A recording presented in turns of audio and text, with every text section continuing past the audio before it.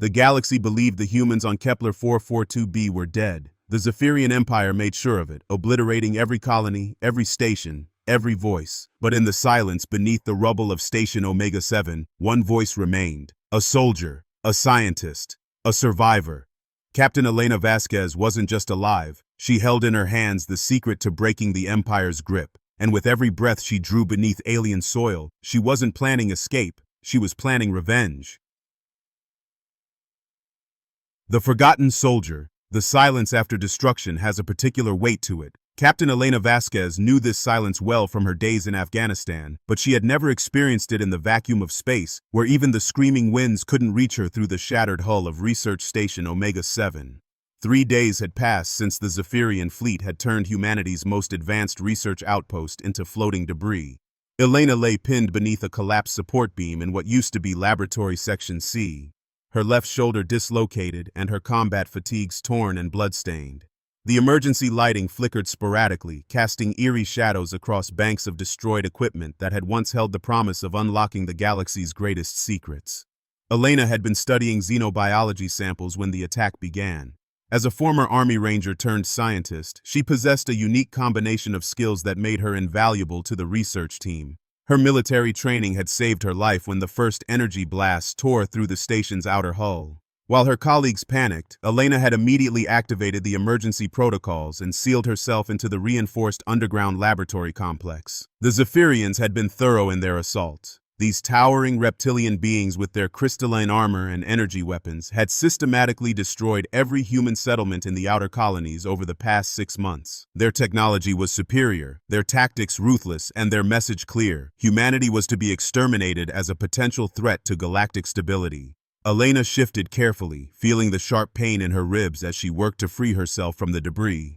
Her hands found her emergency kit, and she quickly injected herself with a pain suppressant. The military training kicked in automatically. Assess the situation, identify resources, plan survival, execute with precision. The laboratory's main computer terminal flickered to life as Elena approached it. Most of the station's systems were dead, but the underground sections had their own power grid. She pulled up the station's status reports, her heart sinking as she read the casualty lists. 43 researchers and support staff. All presumed dead according to the automated systems, all except her. Elena accessed her personal research files and her pulse quickened. 3 months ago, she had been analyzing biological samples from a crashed Zephyrian scout ship that had been recovered near Jupiter. What she had discovered could change everything, but she had been waiting to complete her analysis before submitting her findings to Earth Command. The Zephyrians weren't invincible. Their reptilian physiology had a critical weakness that no one else had identified. Their advanced healing abilities, which made them nearly impossible to kill with conventional weapons, were dependent on a specific enzyme produced by symbiotic organisms in their bloodstream. Elena had discovered that these organisms were vulnerable to a particular frequency of electromagnetic radiation, something that could be generated with modified human technology. She downloaded all her research data onto a portable drive and secured it in her tactical vest. This information could save humanity, but first she had to survive long enough to get it to someone who could use it. The station's communication array was completely destroyed, but Elena remembered the emergency broadcast system that was hardwired into the laboratory's foundation. It was an old-fashioned radio system, primitive by galactic standards but potentially functional. She made her way through the twisted corridors, stepping carefully over debris and the occasional sealed door that hissed with escaping atmosphere. The broadcast room was partially intact. Elena quickly assessed the equipment, her engineering background serving her well. She could jury-rig a signal, but it would be weak and short range. Still, if there were any survivors on the planet's surface, they might hear her. She activated the system and spoke into the microphone. "This is Captain Elena Vasquez, United States Army Rangers, stationed at Research Station Omega 7. I am alive and have critical intelligence regarding enemy forces. Any human survivors, please respond on emergency frequency 102.1.5. I repeat, I have information that could save us all." For hours, Elena broadcast her message while working to repair more of the station's systems. She found food supplies in the emergency stores and managed to get the water recycling system partially operational. Her military survival training had taught her to think beyond immediate needs. She was planning for an extended stay. On the 4th day, her radio crackled to life. "Station Omega 7, this is Marcus Webb at Colonial Settlement Bravo 6. We thought everyone up there was dead. How many survivors do you have?" Elena's hands trembled as she grabbed the microphone. Webb, this is Vasquez. I'm alone up here, but I'm very much alive. What's your situation down there? We've got about 30 survivors scattered across 3 settlements. The lizards hit us hard, but some of us made it to the underground shelters. We've been trying to coordinate resistance efforts, but we're outgunned and outmanned. Elena smiled grimly. Resistance efforts. These weren't just survivors, they were fighters. Webb, I have information that could level the playing field. The Zephyrians have a biological weakness that we can exploit. I need to get this data to someone who can weaponize it. Negative on extraction, Captain. The lizards have patrol ships covering every square kilometer. Nothing gets in or out without them knowing. Elena studied the tactical display she had managed to restore. The Zephyrian patrol patterns were methodical but predictable. Military minds, even alien ones, often fell into routine patterns. She could use that against them. Webb, I'm going to attempt to reach the surface. My data is too important to risk over an open channel. Can you coordinate a rendezvous point? Captain, that's suicide. They've got sensors that can detect a mouse at 500 meters. Elena checked her equipment one more time. Her military-issued stealth suit was damaged but functional. She had 2 plasma charges, her service pistol, and most importantly, her mind. Webb, I didn't survive 3 tours in Afghanistan and a doctorate in xenobiology to die hiding in a hole. I'm coming down, and I'm bringing the key to winning this war. She spent the next day preparing for her descent to the planet's surface. The station's emergency pods were destroyed, but Elena had located a maintenance shuttle in the lower docking bay. It was designed for short-range repairs, not planetary re-entry, but it would have to do. Elena modified the shuttle's heat shielding using materials from the laboratory and programmed a flight path that would take advantage of the planet's magnetic field to mask her thermal signature. It was dangerous, but she had faced worse odds before. As she prepared to launch, Elena recorded a message and uploaded it to the station's emergency beacon. If she didn't make it, at least her research would survive. This is Captain Elena Vasquez, final log entry. I have discovered a critical weakness in Zephyrian biology that could turn the tide of this war. The data is encrypted and stored in my personal files. To my fellow humans, wherever you are, remember this. We are not just another species to be conquered. We are survivors, fighters, and innovators. We adapt, we overcome, and we never surrender. The enemy may have superior technology, but they don't understand the human spirit. That will be their downfall.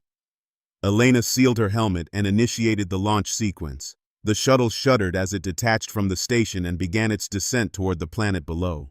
Through the viewport, she could see the lights of Zephyrian patrol ships in the distance, but her modified flight path was taking her through their sensor shadows. As the shuttle broke through the atmosphere, Elena felt the familiar rush of adrenaline that had carried her through countless dangerous missions. She was no longer just a scientist hiding in the ruins of a research station. She was a soldier again, carrying intelligence that could save her species. The shuttle touched down in a rocky canyon 20 kilometers from colonial settlement Bravo 6. Elena gathered her equipment and began the trek across the alien landscape, her stealth suit helping her blend with the terrain. In the distance, she could see the burning remains of human settlements, but she also saw something else, lights moving in coordinated patterns among the ruins. Survivors, organized survivors who were still fighting back. Elena smiled as she adjusted her pack and checked her weapon. The Zephyrians had made a critical error. They had assumed that destroying humanity's military and civilian infrastructure would break their spirit. They didn't understand that humans were at their most dangerous when they had nothing left to lose. The war was far from over. In fact, it was just beginning. The underground network. The rendezvous point was an abandoned mining facility carved deep into the planet's bedrock. Elena approached cautiously, her stealth suit's sensors detecting multiple human heat signatures within the complex. After 48 hours of careful movement across hostile terrain, avoiding Zephyrian patrols and automated sensor drones, she had finally reached the coordinates Marcus Webb had provided. A figure emerged from behind a rocky outcropping, weapon raised but not threatening. The man was tall, weathered, with the kind of steady eyes that came from surviving impossible situations. His clothes were a mixture of colonial work gear and salvaged military equipment. Captain Vasquez? His voice was gravelly but warm. Marcus Webb, good to see someone from up there made it out alive. Elena removed her helmet and extended her hand. Good to be alive, Webb. What's the situation down here? Marcus led her into the mining complex, which had been transformed into a surprisingly sophisticated command center. Jury-rigged computer terminals lined the walls, powered by geothermal taps that the colonists had managed to keep hidden from Zephyrian sensors. Maps covered every available surface, marked with patrol routes, supply caches, and survivor locations. We've got 37 confirmed survivors across 4 settlements, Marcus explained as they walked. Most are civilians, but we've got some former military, a few engineers, and one very useful weapons designer. They entered the main chamber where Elena was introduced to the core resistance leadership. Sarah Chen, a former naval engineer who had been designing mining equipment when the attack came. Tom Rodriguez, an ex-Marine who had been working security for the colonial administration. And most importantly, Dr. James Chen, Sarah's brother, who had been developing experimental weapons for the Colonial Defense Force. Dr. Chen, Elena said, approaching the slight man hunched over a workbench covered with alien technology fragments. I understand you've been working on ways to fight back against Zephyrian tech. James looked up, his glasses reflecting the light from his work lamp. Captain, I've been trying to reverse engineer their energy weapons for months. The problem is their power sources are completely alien to us. I can make the weapons fire, but they burn out after a few shots. Elena smiled and pulled out her research data. Doctor, I think I have something that might help with that problem, but first, let me show you something that could change how we fight these things entirely. She connected her portable drive to James's computer terminal and displayed her biological analysis of Zephyrian physiology. The room fell silent as she explained her discovery of the symbiotic organisms and their electromagnetic vulnerability. You're saying we can kill them with modified radio waves? Sarah asked, leaning forward intently.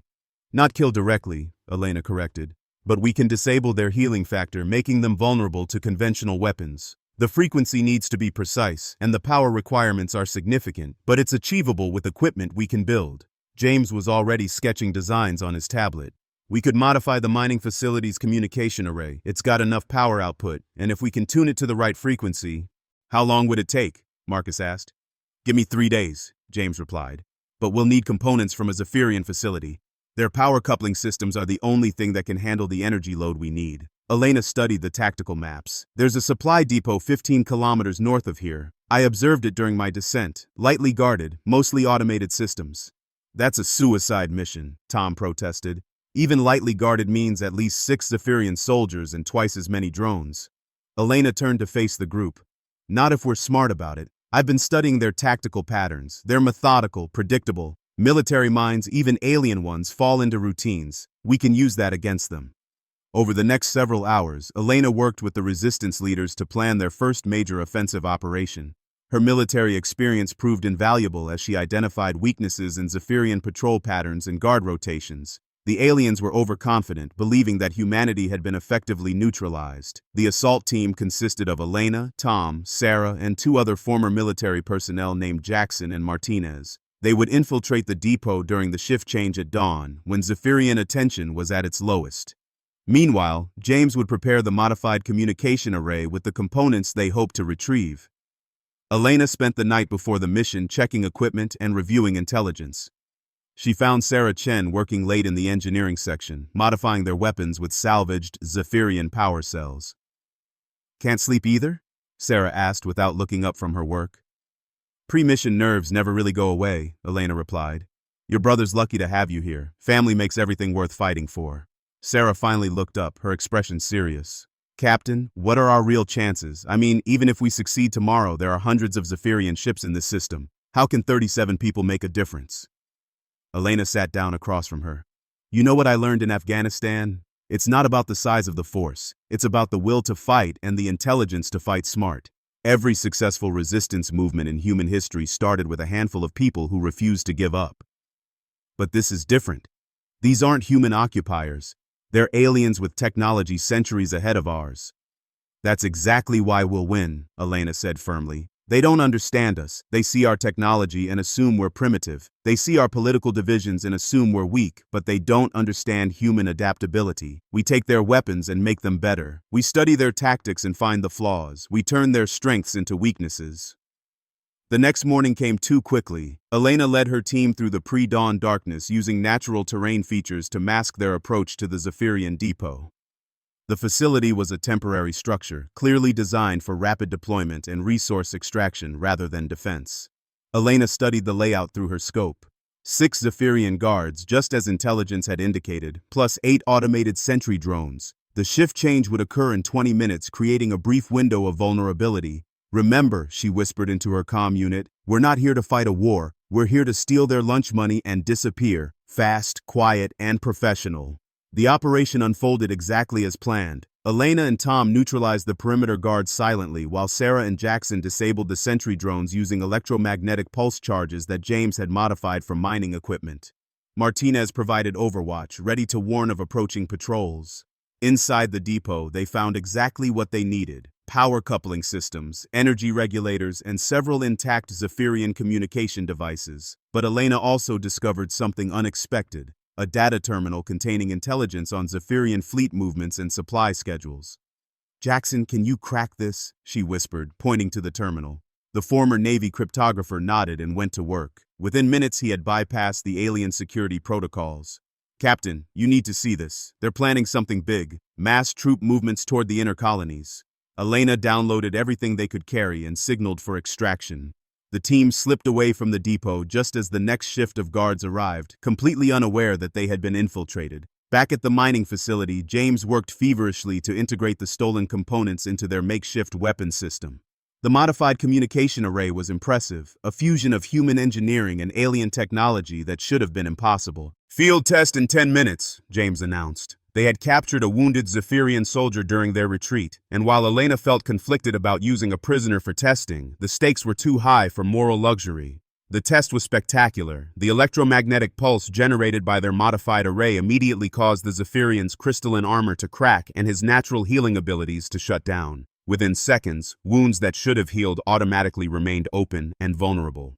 It works, Sarah breathed. We can actually hurt them. But Elena was studying the intelligence data they had stolen. We need to think bigger. According to this information, there are resistance cells on 12 different worlds. They're all isolated, all struggling with the same problems we were.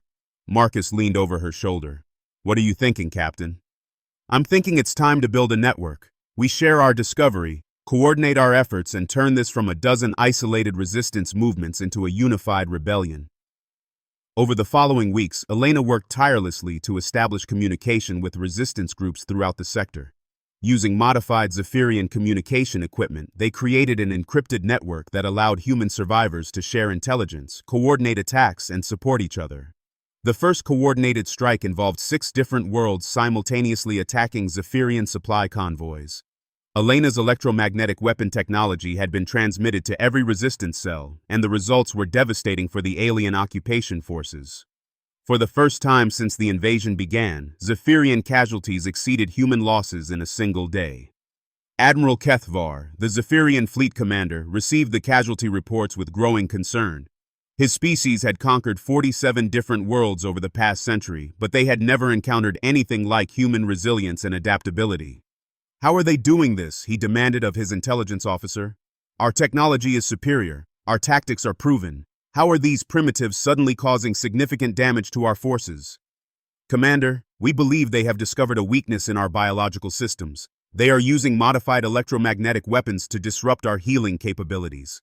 Kethvar's reptilian features twisted with something resembling respect. Ingenious. And the coordination of their attacks? They appear to be using our own communication technology against us. Someone with significant technical knowledge is leading them.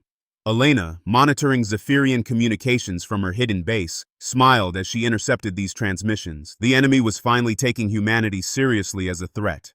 Marcus, she called to the resistance leader, gather everyone. I think it's time we introduced ourselves properly to Admiral Kethvar. The final phase of their resistance was about to begin, and Elena intended to make sure the Zephyrians understood exactly what they were dealing with. Humans weren't just another species to be conquered and forgotten. They were survivors, innovators, and fighters who became more dangerous the more desperate their situation became. The underground network Elena had built was about to emerge into the light, and the galaxy would never be the same. The final gambit. The Zephyrian command ship, Void Talon, hung in space like a crystalline cathedral of war, its biomechanical hull pulsing with alien energy. 3 months had passed since Elena's resistance network had begun coordinating attacks across 12 worlds, and Admiral Kethvar had finally decided to end the human insurgency personally. Elena studied the massive vessel through the viewport of the captured Zephyrian frigate Silent Strike, which her team had taken during their most recent raid. The intelligence they had gathered painted a clear picture. Kethvar was preparing to deploy a biological weapon that would exterminate every human in the sector within days. "Captain," Marcus said, joining her at the observation deck, "the final teams are in position. Every resistance cell is ready to execute simultaneous strikes on ground targets when you give the signal." Elena nodded but kept her eyes on the command ship. "Marcus, I need you to understand something. What I'm about to do is essentially a suicide mission. The chances of me making it back from that ship are minimal." "Then we'll find another way," Marcus replied firmly. "We've come too far to lose you now." Elena turned to face him, her expression resolute. "There is no other way. The biological weapon is stored in the command ship's core. It has to be destroyed from within, and Kethvar has to be eliminated. He's the strategic mind behind their entire invasion. Without him, their forces will lose coordination." Dr. James Chen approached with a device that looked like a fusion of human electronics and alien biotechnology. "Captain, this is the best I could do. It's a localized electromagnetic pulse generator powered by a miniaturized fusion cell. One use only, but it should disable every Zephyrian within a 50-meter radius for at least 10 minutes. Elena clipped the device to her tactical vest. 10 minutes should be enough. Sarah Chen handed her a modified plasma rifle and additional power cells. "I've boosted the weapon's output using Zephyrian power coupling technology. It should cut through their armor like paper." Tom Rodriguez stepped forward with a grim expression. "Captain, I should be going with you. This is too dangerous for one person." "Negative," Elena replied. "This infiltration requires stealth and speed. One person can move undetected. Two people double the chances of discovery. Besides, I need you here to lead the ground assault if I fail." Elena made her way to the frigate's shuttle bay, where she had prepared an infiltration pod using salvaged Zephyrian stealth technology. The plan was audacious in its simplicity. She would disguise her approach as routine supply delivery, penetrate the command ship's defenses, eliminate Admiral Kethvar, and destroy the biological weapon before it could be deployed. As she powered up the pod's systems, Elena activated the Resistance Network's final communication protocol. "All units, this is Phoenix Actual. Operation Endgame is commencing. When you see the fireworks, light up everything that moves. Make them remember why they should have left us alone." The infiltration pod launched silently from the frigate's bay, its stealth systems masking its approach from Zephyrian sensors. Elena guided it through the command ship's defensive perimeter, her heart pounding as massive energy weapon batteries tracked past her position without detecting her presence. The Void Talon's docking bay was a cathedral of alien architecture, with organic curves that seemed to breathe with life. Elena's pod settled into a maintenance alcove, and she quickly donned a modified Zephyrian uniform that Dr. Chen had created using salvaged armor pieces. Moving through the ship's corridors, Elena marveled at the alien technology surrounding her. Biomechanical walls pulsed with energy, and the floor beneath her feet felt somehow alive. But she had no time for scientific curiosity. Every second increased the risk of discovery. Elena accessed the ship's computer systems using modified alien interfaces that James had taught her to operate. The biological weapon was located in the core laboratory, 17 levels below her current position. Admiral Kethvar's command center was only 3 levels above that. She made her way through the ship's maze-like interior, avoiding patrols and security checkpoints. Her modified uniform and confident movement allowed her to pass as just another Zephyrian crew member. The aliens' own technological superiority worked against them. They couldn't imagine a human infiltrating their most secure vessel. The laboratory level was heavily guarded, but Elena had expected this. She activated James's electromagnetic pulse device, and every Zephyrian within 50 meters collapsed as their biological systems were disrupted. Elena moved quickly, knowing she had limited time before the effect wore off. The biological weapon was contained in a crystalline chamber that hummed with malevolent energy. Elena studied the alien text on the control panels, using her portable translator to understand the deployment sequence. What she read made her blood run cold. The weapon wasn't designed just to kill humans. It was engineered to sterilize entire worlds, making them uninhabitable for any carbon-based life form. The Zephyrians intended to commit genocide on a scale that would make them masters of empty worlds. Elena began setting explosive charges around the containment chamber. The timer was set for 30 minutes, enough time to reach Kethvar and escape if everything went perfectly. She knew nothing ever went perfectly. Admiral Kethvar's command center was a sphere of crystalline walls displaying tactical information from across the sector. The admiral stood at the center, his reptilian form imposing even by Zephyrian standards. His scales were darker than those of his subordinates, marked with scars that spoke of countless battles across the galaxy. "Admiral," Elena said in accented galactic standard as she entered the chamber, "I bring urgent intelligence from the surface operations." Kethvar turned, his alien features shifting into what might have been curiosity. I was not expecting a status report. What intelligence do you possess? Elena stepped closer, her hand moving slowly toward her concealed weapon. The intelligence that your war is over. Recognition dawned in the Admiral's multifaceted eyes just as Elena drew her plasma rifle. The first shot took out the command center's communication systems. The second destroyed the tactical displays. Kethvar moved with surprising speed for such a large creature, drawing his own energy weapon. Human, he hissed, his voice carrying grudging respect. You are the architect of our recent difficulties. Impressive for such a primitive species. Elena kept her weapon trained on him while backing toward the chamber's secondary exit. Primitive? Admiral, your mistake was thinking that technology determines the outcome of wars. It doesn't. Will determines the outcome of wars. Your people are defeated, Kethvar replied, stalking her around the chamber. A few successful raids do not constitute victory. You're right, Elena agreed. But they constitute something more dangerous than victory. They constitute hope. And hope is contagious among humans. It spreads like wildfire and it burns everything that tries to extinguish it. The two combatants circled each other, weapons ready. Elena could see respect in the alien commander's eyes, mixed with determination to end the threat she represented. Your resistance has been admirable, Kethvar said. But it ends here. Even if you kill me, my second in command will deploy the biological weapon. Your species will still face extinction. Elena smiled grimly. About that biological weapon, Admiral, I've got some bad news for you. The explosion from 17 levels below shook the entire command ship. Emergency alarms began blaring as the biological weapon's containment systems failed catastrophically.